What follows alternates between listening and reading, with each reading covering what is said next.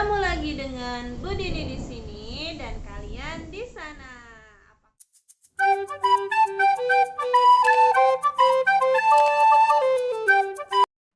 Anak solih, siap, bersiap.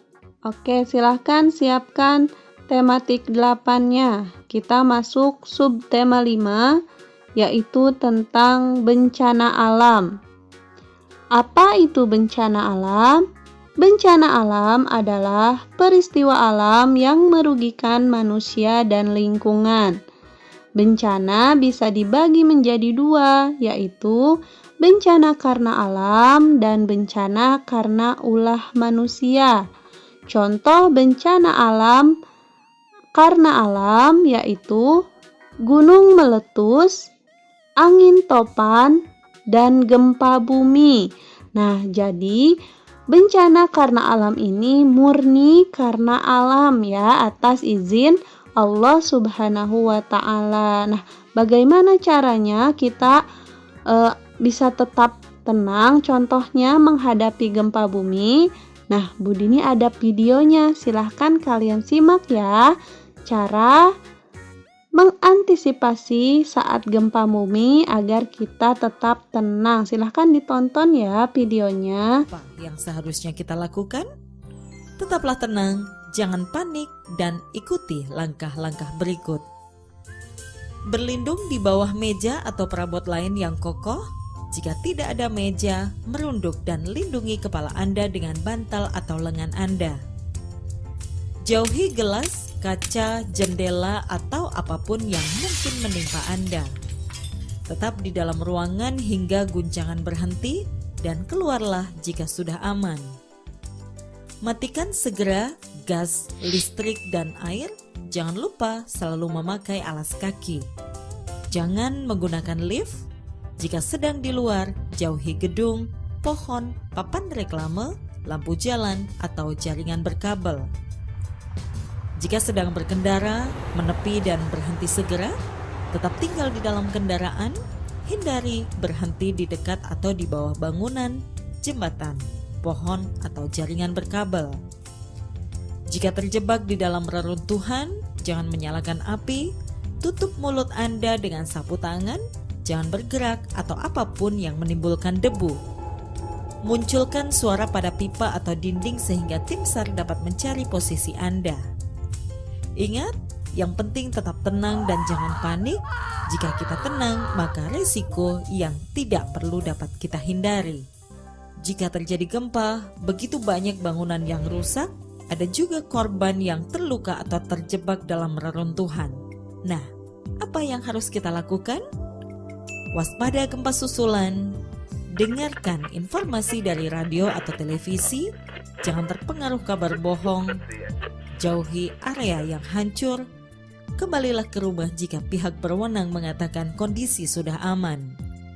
Waspadai benda-benda yang dapat menjatuhi Anda. Jika tercium bau gas, segera buka jendela dan keluar bangunan. Apabila ditemukan jaringan kabel yang rusak, segera matikan listrik. Bantu korban yang luka atau terjebak.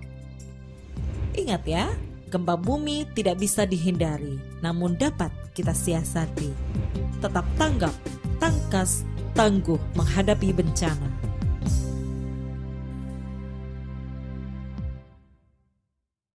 Contoh bencana alam yang diakibatkan oleh manusia yaitu banjir dan tanah longsor.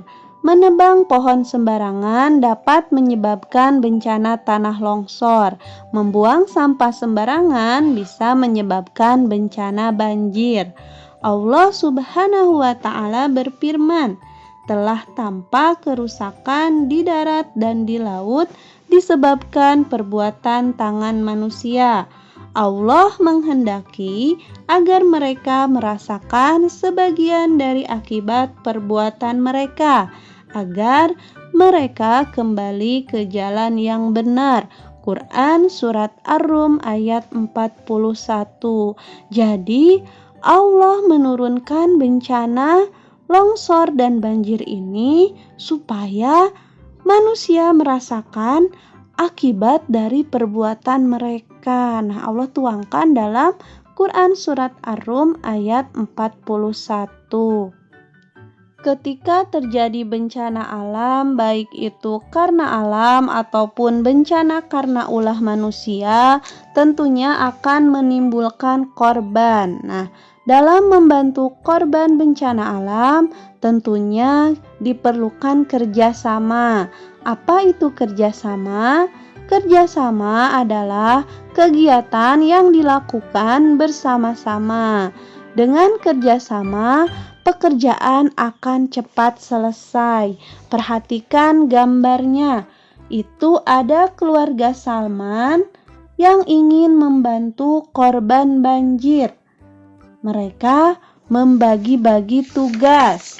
Salman dan Sophia memasukkan pakaian ke dalam dus. Ibu memasak di dapur umum. Ayah membantu warga mendirikan tenda. Nah, itu contoh atau bentuk kerjasama yang bisa kita lakukan dalam membantu korban bencana alam. Selain pekerjaan mudah selesai, manfaat dari kerjasama yaitu menambah keakraban anggota keluarga. Menolong orang yang sedang dalam kesusahan adalah perbuatan baik. Manusia hidup harus saling menolong. Ada saatnya kita membutuhkan bantuan dari orang lain.